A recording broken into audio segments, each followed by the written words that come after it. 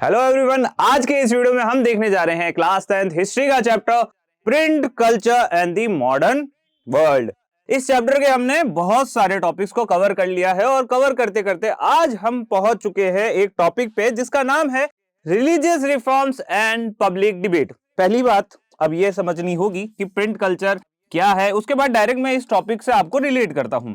पहले समझो प्रिंट क्या होता है। जो भी बुक्स आप देखते हैं, जो भी मैगजीन्स, पोस्टर्स आप देखते हैं, ये सभी प्रिंट का एक टाइप हो सकता है। ठीक है, ऐसे में अगर हम यहाँ पे जिस प्रिंट की बात हो रही है उसकी बात करें तो हम बात कर रहे हैं यहाँ पे बुक्स की।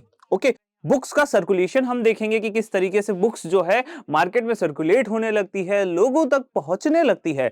जब बुक्स इंडिया तक पहुंचती है या फिर मैं ये कहूं कि इंडियन सिटीजन्स तक पहुंचती है, तब हमें जाके देखने को मिलता है कि अब इंडिया के जो रिलीजन्स है उनके बीच में रिफॉर्म्स और पब्लिक डिबेट्स जैसे कई सारे इश्यूज आ जाते हैं। आखिर रिलीजियस रिफॉर्म्स और पब्लिक डिबेट होते क्या है? जब लोग पढ़ना शुरू करते हैं, जब उन्हें बुक्स मिलती है, जब उनको नॉलेज आता है, तब उन्हें लगने लगता है कि जो हमारा रिलीजन है उसके अंदर कुछ कमियां हैं और ये कमियां जो है हमारे रिचुअल्स है, रीति रिवाज है, जिनको हम सदियों से निभाते आ रहे हैं। तो अब जरूरत है इन सभी रिलीजन्स की इन कमियों को दूर करने की और जरूरत है रिलीजियस रिफॉर्म्स की, मतलब इन्हें बदलने की, इन्हें वापस रिफॉर्म करने की। अब जब रिफॉर्म करना होगा, रिलीजियस आपको रिफॉर्म करना होगा, तो उसी के साथ साथ आपको देखने होंगे पब्लिक डिबेट्स। अब पब्लिक डिबेट्स क्या होते हैं? देखो, होता यह है ना कि जब भी कोई चीज नई नई हुई होती है तो लोग उसके ऊपर बात करना स्टार्ट कर देते हैं, अपने अपने जो तरीके हैं वो उसके अंदर अप्लाई करना शुरू कर देते हैं, अपनी अपनी जो एक्सप्लेनेशन होती है वो देना शुरू करते हैं।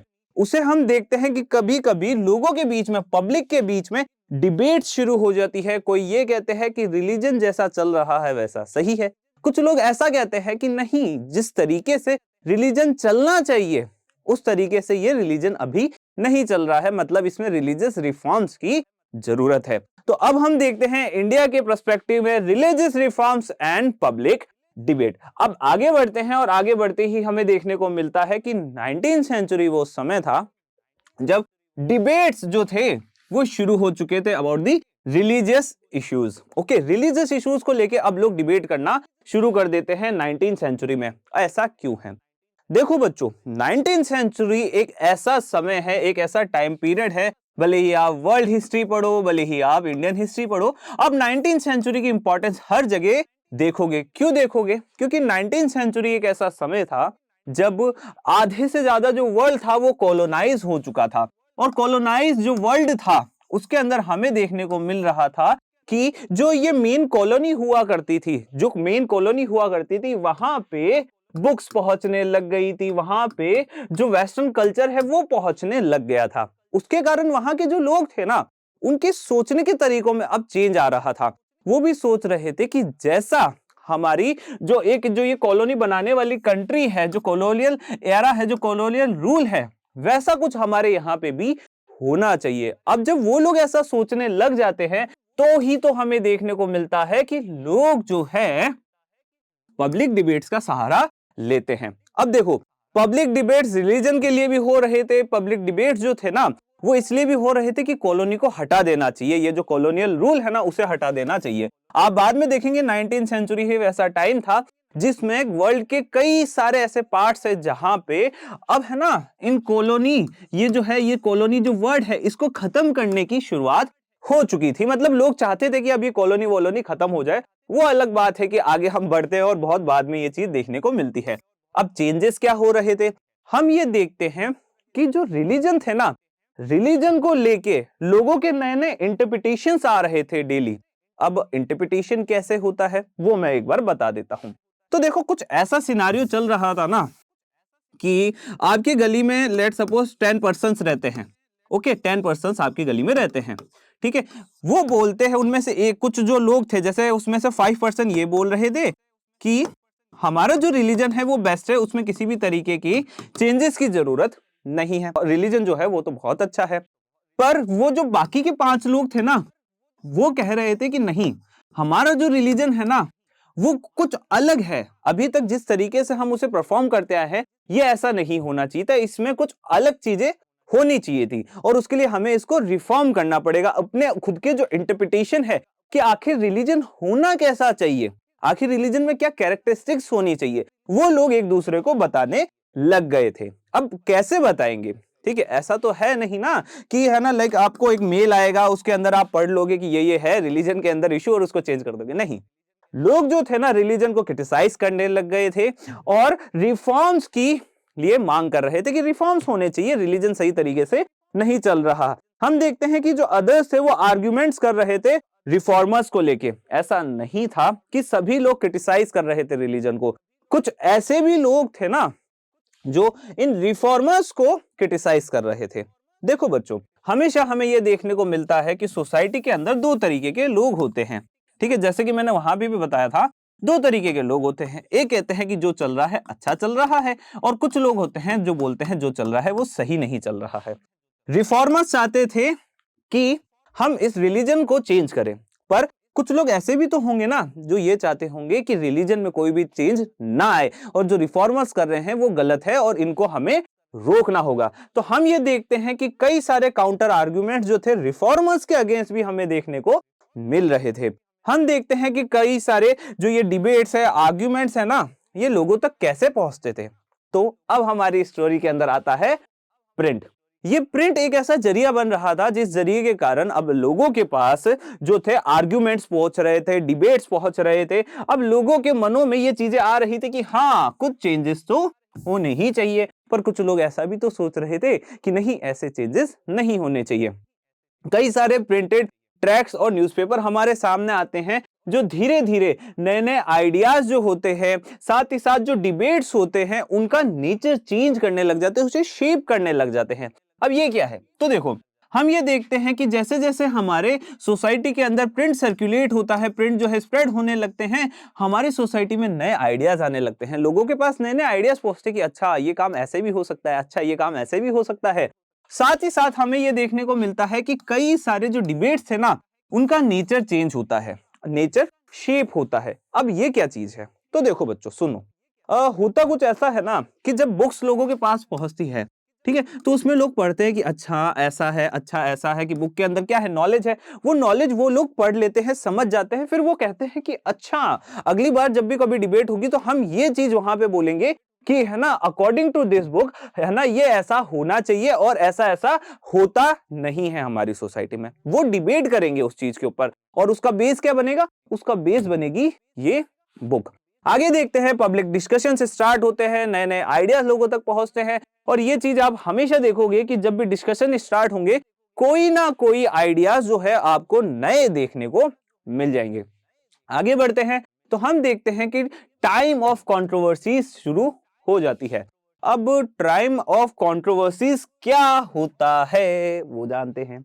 तो देखो हमेशा ये चीज होती है ना कि जब भी कोई चीज चल रही होगी, ठीक है, सोसाइटी में जब भी कोई चीज चल रही होगी, ओके, तो हमेशा ये रहेंगे कि कुछ लोग होंगे जो चाहेंगे कुछ चेंज आए, कुछ लोग चाहेंगे कि कोई चेंज नहीं आए, ठीक है। अब देखो जो लोग चेंज चाहते हैं और जो लोग चेंज नहीं चाहते हैं उनके बीच में कभी कभी क्या होता है, कंट्रोवर्सीज हो जाती है, कुछ डिबेट्स ऐसे भी हो जाते हैं जिनके वजह से उनके बीच में इश्यूज हो जाते हैं। हम ये देखते हैं कि सोसाइटी के अंदर जो है वही लोग आपस में एक दूसरे से लड़ना शुरू कर देते हैं, क्योंकि कुछ लोग चाहते हैं चेंज आए और कुछ लोग चाहते हैं चेंज ना आए। तो देखो हमेशा ये चीज हमें देखने को मिलेगी सोसाइटी के अंदर कि जब दो अलग अलग टाइप के, दो अलग अलग थॉट्स रखने वाले लोग एक दूसरे के सामने आएंगे तो कंट्रोवर्सीज हमें देखने को मिलेगी।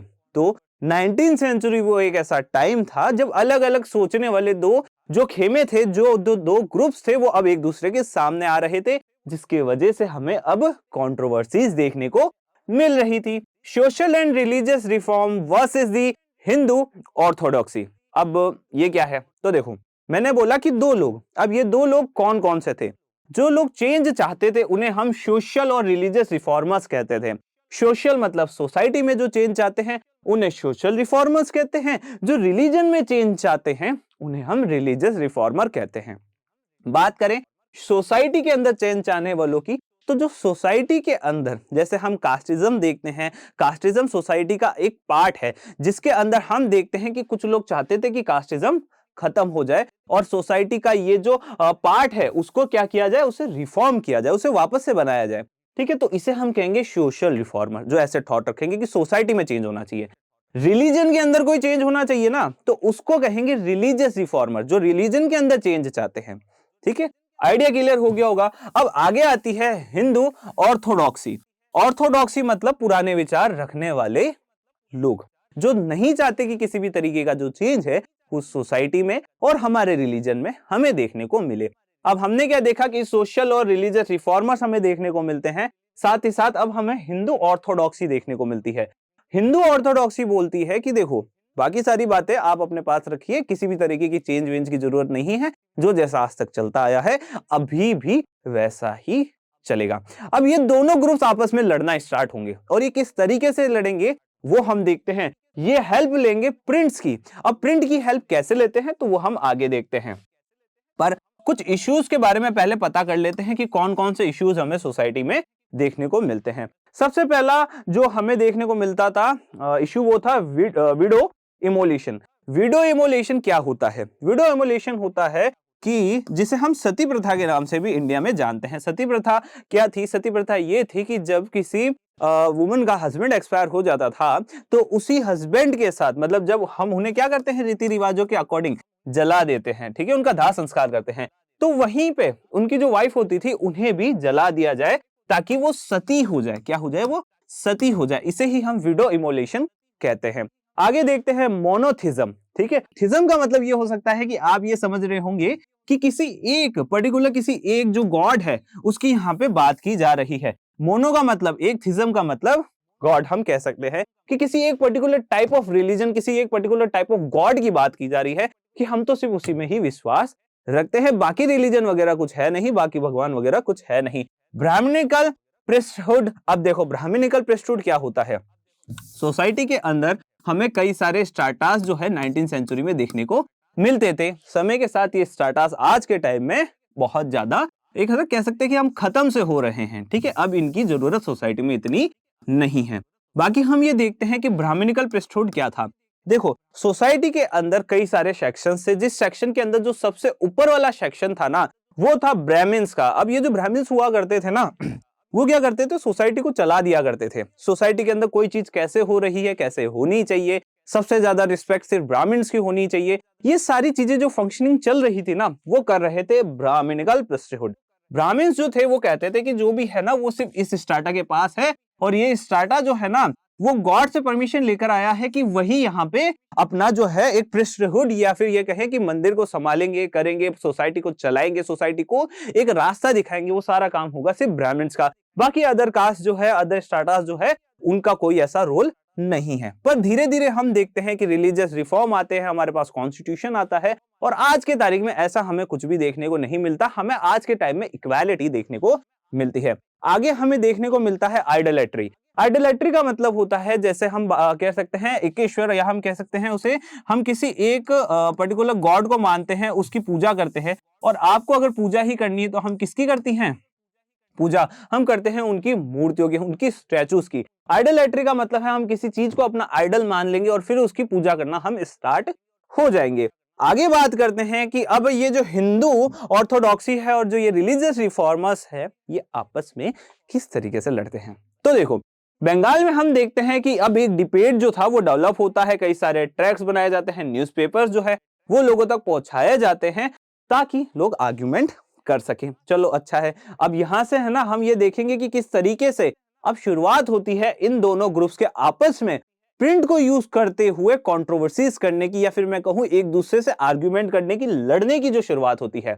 हम ये देखते हैं कि जैसे ही प्रिंट लोगों तक पहुंचता है, एक वाइडर ऑडियंस जो थी वो उसको पढ़ने वाली थी। मतलब एक लंबा, एक है ना हम ये कह सकते हैं एक लंबा सा ऑडियंस जो था ना वो बन चुका था, एक है ना अच्छा खासा ऑडियंस बन चुका था उसको पढ़ने वाला, जो कि स्पोकन लैंग्वेज का यूज किया करता था। जो भी ये प्रिंट बनाए जाते थे ना, वो उस लोकल एरिया में जो भी लैंग्वेज थी उसका यूज करके ही बनाए जाते हैं।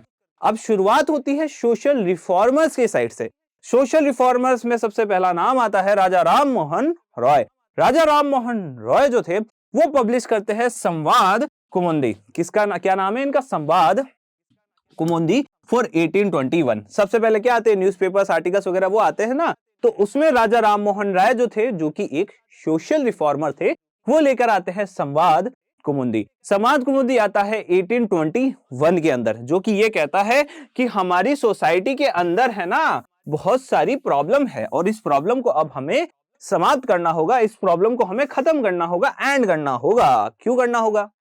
क्योंकि ये क्या थे, ये एक सोशल रिफॉर्मर थे। ठीक है, आगे हम बात करते हैं कि जैसे ही राजा राम मोहन राय अपना संवाद कुमुदी निकालते हैं, वैसे ही उसी टाइम पीरियड में क्या होता है, 1822 में ही हिंदू ऑर्थोडॉक्सी बोलती है कि अगर हमने राजा राम मोहन रॉय के डिबेट्स को अभी नहीं रोका तो हो सकता है राजा राम मोहन रॉय के डिबेट्स लोगों तक पहुंच जाए और लोग जो है सोशल रिफॉर्म की मांग करने लग जाए। तो हिंदू ऑर्थोडॉक्सी जो होती है कमीशन बैठाती है एक चीज का जिसका नाम होता है समाचार चंद्रिका। अब ये जो समाचार चंद्रिका था वो इस संवाद कुमुदी का क्या था, इसका अगेंस्ट खड़ा हो चुका था। जो भी ये कहता था उसके ये अगेंस्ट चलता था। मतलब ये दोनों ग्रुप्स अपने अपने क्या ला चुके थे, प्रिंट लेकर आ चुके थे। अब लोग जो है, कुछ लोग जो थे वो संवाद कुमुदी पढ़ते थे, कुछ समाचार चंद्रिका पढ़ते थे। क्यों पढ़ते थे? ताकि वो लोग समझ सके कि आखिर सोसाइटी के अंदर चल क्या रहा है। तो जो सोसाइटी में चेंज चाहता था संवाद कुमुदी, और जो सोसाइटी में चेंज नहीं चाहता था वो पढ़ता था समाचार चंद्रिका। और हमें ये भी देखने को मिलता था कि कई बार ये दोनों ग्रुप्स आपस में है ना लड़ते रहते थे, ठीक है ना, अपने इन प्रिंट्स के थ्रू। आगे देखते हैं 1822 के अंदर पर्शियन न्यूज़पेपर भी पब्लिश होने लग जाते हैं। अभी तो हम समाज कुमुदी और समाचार चंद्रिका ही देखते हैं, पर हम देखते हैं कि 1822 के अंदर पर्शियन न्यूज़पेपर भी हमें देखने को मिलते हैं। और पर्शियन न्यूज़पेपर में पहला एक न्यूज़पेपर था जिसका नाम था जामे जहान। आगे बढ़ते हैं, जामे जहान नामा और साथ में शमशुल अकबर, ये दोनों पर्शियन न्यूज़पेपर हमें देखने को मिलते हैं। ऑल्सो एक गुजराती न्यूज़पेपर भी आता है जिसका नाम था बॉम्बे समाचार। अब लोगों के मनों में ये आएगा कि गुजरात तो अलग है, महाराष्ट्र के अंदर बॉम्बे देखने को मिलता है, पहले एक ही हुआ करता था। आगे बढ़ते हैं, नॉर्थ इंडिया के अंदर चलते हैं। अब नॉर्थ इंडिया के अंदर हम ये देखते हैं कि 19वीं सेंचुरी के आसपास भी जो एक डोमिनेंस हुआ करता था, या फिर मैं ये कह सकता हूं कि नॉर्थ इंडिया के अंदर काफी लंबे समय तक मुगल एम्पायर का रूल रहा था। अब मुगल एम्पायर की मैं बात करूं तो वो एक इस्लामिक एम्पायर था। अब इस्लामिक एम्पायर था तो इसका मतलब यही था ना कि मुस्लिम्स जो थे वो हमें हमारे नॉर्थ इंडिया में देखने को मिल रहे थे। उन्हीं के ही एक हम ये कह सकते हैं कि उनके एक टीचर होते हैं जिन्हें हम उलेमा के नाम से जानते हैं, जो उन्हें सिखाते हैं कि आखिर उन्हें अपने जो डेली प्रैक्टिसेस होती है वो कैसे करनी चाहिए, जिन्हें हम किस नाम से जानते हैं, उलेमा के नाम से जानता है। अब ये जो उलेमास थे वो बहुत ज्यादा टेंशन में आ गए थे। उलेमास टेंशन में इसलिए आ गए थे क्योंकि उन्हें ये लग रहा था कि कहीं ये जो नई नॉलेज लोगों तक पहुंच रही है, इस नई नॉलेज के कारण हमारी जो मुस्लिम डायनेस्टीज हैं वो कोलैप्स ना हो जाए। जैसे हिंदू ऑर्थोडॉक्सी को सोशल रिफॉर्मर्स का डर था, ठीक उसी तरीके से उलेमास को कॉलोनियल रूल का डर था। कॉलोनियल रूल का डर इसलिए था क्योंकि उन्हें लग रहा था कि उनकी मुस्लिम डायनेस्टीज जो है वो खत्म होने वाली है। और खत्म कैसे होने वाली है? तो देखो, जो कॉलोनियल रूल आया था वो अपने साथ मिशनरीज को लेकर आया था। मिशनरीज वो लोग हुआ करते थे जो अपने रिलीजन के बारे में लोगों को बताया करते थे। अब ये लोग क्या चाहते थे? ये लोग चाहते थे कि जो लोग हैं वो अपना जो खुद का रिलीजन है उसे छोड़ दे और उनके किसी पर्टिकुलर रिलीजन के अंदर वो कन्वर्ट हो जाए। तो कॉलोनियल रूल का फियर अब जो था वो किसके लिए था? वो था कन्वर्जन को लेके। लोगों को लग रहा था, मुस्लिम जो उलेमास थे उन्हें ये लग रहा था कि लोग कहीं कन्वर्जन ना कर ले। तो इसी के लिए साथ साथ हमें ये देखने को मिलता है कि कॉलोनियल रूल जो था ना वो कई सारे मुस्लिम पर्सनल लॉज के अंदर भी चेंजेस को लेकर आता है। अब मुस्लिम पर्सनल लॉज क्या होते हैं? तो देखो, हर एक रिलीजन के अंदर बच्चों कुछ अपने अपने रूल होते हैं, रूल्स गाइडलाइंस होती है कि आपको अपने डेली प्रैक्टिसेस कैसे करने चाहिए। जैसे हिंदूज की अगर मैं बात करूं तो हमें है ना सूरज उगने से पहले उठना चाहिए, हमें पूजा करनी चाहिए, मंदिर जाना चाहिए। ठीक उसी तरीके की जो प्रैक्टिस होती है वो हमें मुस्लिम्स के बीच में भी देखने को मिलती है। तो मुस्लिम पर्सनल लॉज बना दिए गए कि इन लॉज को देख के ही हर एक मुस्लिम को आगे बढ़ना है। आगे बढ़ते हैं तो इसको काउंटर करने के लिए, मतलब कॉलोनियल रूल को काउंटर करने के लिए, ठीक है, ये मुस्लिम लॉज को नहीं, कॉलोनियल रूल को काउंटर करने के लिए हम देखते हैं कि चीप लिथोग्राफिक प्रेसेस अब सामने आती है। मतलब जो सस्ती लिथोग्राफ छापने वाली प्रेसेस थी वो सामने आती है और वो पब्लिश करने लगती है कई सारे पर्शियन और उर्दू ट्रांसलेशन किसके? होली स्क्रिप्चर्स के, कई सारे प्रिंटेड न्यूज़पेपर वो लेकर आती है, कई सारे ट्रैक्ट्स को वो लेके आती है। वो ये सब चीजें इसलिए ही कर रही थी ताकि मुस्लिम्स जो है या फिर कोई भी अदर रिलीजन्स जो है उन तक ये पता पड़ जाए कि अभी कोई चीज हमें नहीं लाना है। और अगर हम उलेमास की बात करें तो उलेमास ये कह रहे थे कि हमारे रिलीजन में चेंज नहीं आना चाहिए, और हमारे रिलीजन में चेंज नहीं आना चाहिए उसके लिए हमें क्या करना होगा, प्रिंट लोगों तक पहुंचाना होगा। एक देवबंद सेमिनार होता है 1857 के अंदर, जिसमें कई सारे फतवास भी निकाले जाते हैं। और ये फतवास जो है अबाउट किसके बारे में होते हैं, तो ये फतवास होते हैं about the how to conduct themselves in their everybody life. अब एवरीडे लाइफ मतलब बात की जा रही है यहाँ पे मुस्लिम की, कि एक जो मुस्लिम है, ठीक है, एक इस्लाम धर्म को मानने वाले जो लोग हैं उनको अपने डेली का जो डे टू डे उनके काम होते हैं वो किस तरीके से करने हैं, इसके रिगार्डिंग में उन्होंने देवबंद सेमिनार 1857 में कई सारे फतवास निकाले। किसने निकाले, हमारे जो अभी हमारे पुराने हमने क्या देखे थे, उलेमास देखे थे, उलेमास में। ओके, उलेमास ने बोला कि हमें फतवा निकालने चाहिए। फतवा में हम ये कह देंगे कि जो हमारे जो मुस्लिम या फिर इस्लामिक धर्म को मानने वाले लोग हैं उन्हें डे टू डे काम किस तरीके से करना है। आगे देखेंगे कि इसे ही हम इस्लामिक डॉक्ट्रिन्स को के नाम से भी जानते हैं। इस्लामिक डॉक्ट्राइंस का मतलब वही है कि कैसे रूल होने चाहिए, क्या क्या उन्हें करना चाहिए। 19वीं सेंचुरी के अंदर कई सारे मुस्लिम सेक्ट्स हमें देखने को मिलते हैं, कई सारे सेमिनार्स हमें देखने को मिलते हैं, और वो यही कहते हैं कि जो प्रिंट है ना उन्होंने उनकी हेल्प करी है। अब यहाँ पे तो हम यहाँ पे रैप अप कर देते हैं इस पूरे टॉपिक को और आगे बढ़ते हैं हिंदूज के ऊपर। अब हम देखते हैं हिंदूज को कि among Hindus reading of religious text specially in the vernacular language. हम देखते हैं कि हिंदूज जो थे ना वो भी पढ़ना चाहते थे, वो भी समझना चाहते थे, वो भी नई नई चीजों को जानना चाहते थे। पर सबसे बड़ी प्रॉब्लम ये थी ना कि सबसे पहले जो थे ना उनको वर्नाक्यूलर लैंग्वेजेस के अंदर प्रिंट देखने को नहीं मिलते थे, वो बाद में देखने को मिल रहे थे। पर हम देखते हैं कि वर्नाक्यूलर प्रिंट्स की डिमांड बहुत जल्दी उठा जाती है। क्यों? क्योंकि ज्यादातर लोग किसी एक पर्टिकुलर लैंग्वेज को पढ़ना नहीं जानते थे, तो वो लोग कहने लगे कि एक काम करिए ना कि जो भी आपको प्रिंट वगैरह करना है वो आप हमारी लैंग्वेज में करो, और हमारी मतलब लोकल, और लोकल लैंग्वेज को ही हम वर्नाक्यूलर लैंग्वेज के नाम से समझ सकते हैं। आपको पता है एक वर्नाक्यूलर प्रेस एक्ट भी आया था जिसके बारे में डिस्कशन हो चुका है। आगे देखते हैं कि फर्स्ट प्रिंटेड एडिशन जो है रामचरितमानस का, जो कि तुलसीदास ने लिखी थी, उसका भी हमें देखने को मिलता है, जो कि 16वीं सेंचुरी का एक टेक्स्ट है। उसका एक नया प्रिंट हमें देखने को मिलता है कलकत्ता के अंदर 1810 में। 1810 के अंदर अब पहली बार रामचरितमानस जो थी वो प्रिंट हो चुकी थी, ठीक है, कई सारी लैंग्वेजेस के अंदर। मिड 19वीं सेंचुरी शुरू होती है और कई सारे चीफ लिथोग्राफ एडिशंस जो होते हैं वो इंडियन मार्केट को फ्लड कर देते हैं। चीफ लिथोग्राफ्स के मतलब आप ये समझ सकते हो, जो सस्ती बुक्स हुआ करती थी वो लोगों के बीच में पहुंचने लगती है। कैसे पहुंचने लगती है? तो उनका प्रोडक्शन बहुत ज्यादा हो जाता है, पूरे मार्केट में बुक्स ही बुक्स देखने को मिल जाती है। 1880s का टाइम था। नवल किशोर प्रेस जो है लखनऊ के अंदर सेटल की जाती है। उसके बाद हम देखते हैं श्री वेंकटेश्वर प्रेस जो होती है बॉम्बे के अंदर सेटल की जाती है।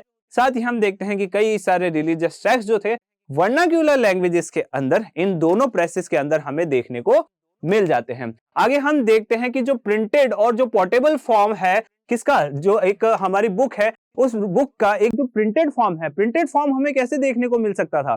प्रिंटेड फॉर्म हमें इन लिथोग्राफ्स के कारण ही देखने को मिल पा रहा था। हम ये देखते हैं कि कई सारे पोर्टेबल फॉर्म्स बनाए जा रहे थे, कई सारे प्रिंट बनाए जा रहे थे, और ये कैसे बनाए जाते थे? पोर्टेबल बनाए जाते थे, मतलब इजी टू कन्वीनियंट, आपका क्या हो ना, इजी टू आप इधर उधर उसको लेके जा सको, कहीं पे भी उसे पहुंचा सको, या फिर आप कैरी करो तो उसको आसानी से आप कैरी कर सको। हमने क्या देखा था, जो मैन्युस्क्रिप्ट थी वो बहुत ज्यादा फ्रेजाइल होती थी, याद है ना? बस वही हम ये देखते हैं कि कई सारी जो बुक्स वगैरह है वो ऐसी बनाई जाती थी जिसको अच्छे से आसानी से पढ़ा जा सके, और साथ ही साथ किसी भी प्लेस पे उसे आसानी से ले जाया जा सके, साथ ही साथ उसे टाइम ले जाने में ना लगे। They could also be read out to large groups of illiterate man and women. जो भी इलिटरेट मैन एंड वुमेन थे, मतलब जो लोग पढ़ना नहीं जानते थे, उनके सामने भी अब जो बुक्स थी, पोर्टेबल प्रिंट्स थे, वो लेके जाए जाते थे और उनके सामने पढ़े जाते थे, ताकि वो भी समझ सके कि आखिर इस बुक के अंदर क्या लिखा है। कई सारे डिस्कशन जो होते हैं वो हमें रिलीजियस टेक्स्ट के बारे में देखने को मिलते हैं, और इसी के साथ अब हमारे एक टाइम पीरियड की शुरुआत तो हो ही चुकी थी कि अब डिस्कशन जो थे, आर्गुमेंट जो थे, पब्लिक डिबेट जो थे, बहुत ही ज्यादा कॉमन हो जाते हैं। Print did not only stimulate the publication of confliction opinions among his communities. जो प्रिंट होता है ना, अब प्रिंट की वजह से क्या थी ना, कई सारी चीजें पब्लिश हो रही थी, कई सारी चीजें लोगों तक पहुंच रही थी, जिससे हम ये देखते हैं कि ये जो चीजें थी ना, ये कम्युनिटीज के अंदर कई सारे कॉन्फ्लिक्ट्स को लेके आ रही थी, कन्फ्लिक्टेड आर्ग्यूमेंट्स को लेके आ रही थी, ओपिनियंस को लेकर आ रही थी। अगर मेरा मानना है कि चांद गोल है, मून जो है राउंड है, ठीक है, हो सकता है किसी और पर्सन का मानना ऐसा ना हो। और जब अगर हम दोनों के सामने ये ओपिनियन आएंगे और मैं अपने फैक्ट्स लेकर आऊंगा कि जो मून है वो क्यों राउंड है, और वो अगला पर्सन होगा वो बोलेगा कि नहीं मून तो स्क्वायर है, ठीक है, तो वो अपने फैक्ट साथ में लेकर आएगा, तो हमारे बीच में क्या होंगे, कॉन्फ्लिक्ट्स होंगे, आर्ग्यूमेंट्स वाले कॉन्फ्लिक्ट्स होंगे, लड़ने नहीं लग जाएंगे हम आर्ग्यूमेंट्स वाले कॉन्फ्लिक्ट्स होंगे हमारे बीच में। आगे देखते हैं, but it was also connected communities and people in different parts of India. हम देखते हैं कि लोगों के बीच में कॉन्फ्लिक्ट तो हो ही रहे थे, पर साथ ही साथ हमें देखने को मिलता है कि कई सारे जो कम्युनिटीज थे, जो कम्युनिटीज के जो लोग थे ना, जो कई डिफरेंट पार्ट से बिलोंग करते थे, उन्हीं पार्ट्स के बीच में अब लोगों के बीच में प्रेम आने लग गया था, इंटीग्रिटी आने लग गई थी। हम देखते हैं इंडिया में नेशनलिज्म आता है। नेशनलिज्म का एक बड़ा कारण प्रिंटेड बुक्स भी थी, क्योंकि लोगों के जो भावनाएं थी, उनके जो ओपिनियंस थे वो बुक्स में आते थे और बुक्स के थ्रू हर जगह पे पहुंच रहे थे। लेट भी अगर किसी ने माना है, लेट भी नॉर्थ इंडिया के लोग बोल रहे हैं कि देखो हमें एक साथ होना चाहिए, इंटीग्रिटी होनी चाहिए, हमारे सभी लोगों के बीच में जो भेदभाव है वो खत्म हो जाने चाहिए, और वही नॉर्थ इंडिया के जो हमारे टेक्स्ट है वो साउथ इंडिया में पहुंचते हैं तो वो भी कहते हैं कि हाँ बात तो सही चल रही है। तो ऐसे में हम देखते हैं कि डिफरेंट पार्ट्स के बीच में इंटीग्रिटी जो है वो हमें देखने को मिलेगी, कम्युनिटीज के बीच में जो दूरियां हैं वो कम हो जाएगी। आगे देखते हैं कि न्यूज़पेपर जो है कन्वे कर रहे थे कई सारी न्यूज को एक जगह से दूसरी जगह, साथ ही साथ पैन इंडिया आइडेंटिटीज जो थी वो हमें देखने को मिल जाती है। और बच्चों यही था कि किस तरीके से रिलीजियस रिफॉर्म्स और पब्लिक डिबेट जो है वो 19th सेंचुरी के वर्ल्ड को चेंज करते हैं। अब आई थिंक मुझे ये लगता है कि आप लोग ये आइडिया लगा चुके होंगे कि किस तरीके से हमारे जो रिलीजन है और किस तरीके से जो हमारी सोसाइटी है वो काम कर रही थी 19th सेंचुरी में। कुछ लोग ऐसे भी थे जो कहते थे कि रिलीजियस रिफॉर्म की जरूरत है, और कुछ लोग ऐसे भी थे जो रिलीजियस रिफॉर्म नहीं चाहते थे। और अगर हमसे पूछा जाए कि क्या सही है, तो मेरा मानना है दोनों अपनी जगह सही है, कोई दिक्कत नहीं है। अगर किसी चीज में चेंज होना चाहिए तो मैं खुद मानता हूं कि वो चीज चेंज हो जानी चाहिए, पर अगर किसी चीज के अंदर चेंजेस नहीं होने चाहिए तो वाकई में उसमें चेंजेस नहीं होने चाहिए। क्योंकि देखो दो पार्ट जो है वो हमेशा लड़ते रहेंगे, आर्गुमेंट्स चलते रहेंगे, डिबेट्स होते रहेंगे, पर हमें इसकी टेंशन नहीं लेनी है। हमें टेंशन लेनी है सिर्फ हमारे एग्जाम्स की, क्योंकि हमें मार्क्स वही दिलाने वाले हैं। ओके, तो फ्रेंड्स और बच्चों आज के लिए इतना ही। वीडियो अच्छा लगे तो लाइक करो, वीडियो बहुत अच्छा लगे तो कमेंट करो, और ऐसे ही इंटरेस्टिंग वीडियो चाहिए तो स्कोर शाला के यूट्यूब चैनल को आप लोग सब्सक्राइब भी कर सकते हैं। Thank you.